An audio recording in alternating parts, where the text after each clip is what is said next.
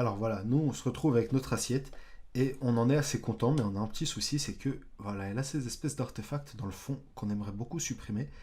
Et puis aussi, si on la regarde, en fait, elle est toute plate, c'est-à-dire qu'elle n'est vraiment constituée que d'une seule épaisseur, ce qui va poser des problèmes si on utilise notre modèle dans d'autres logiciels. En fait, le problème, c'est qu'il faut toujours que un objet soit fait de soit qu'il soit fait de au moins deux faces. Par exemple, si je regarde ma table, vous voyez que j'ai la face au-dessus ici et une face en dessous là. Soit que on s'arrange pour qu'une seule face soit visible, comme notre sol. Par exemple, notre sol, on verra jamais en dessous dans le cas présent.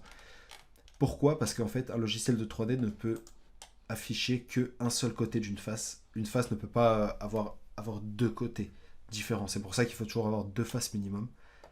Et c'est ce qu'on va faire juste ici. Et on a un modifieur qui est très pratique pour faire ça, qu'on va aller chercher là.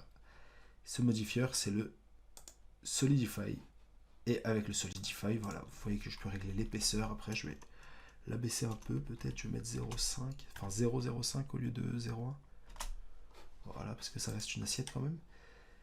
Et tout simplement, juste avant de dupliquer mon assiette pour en avoir 4 différentes, je vais commencer par la rapetisser un peu quand même.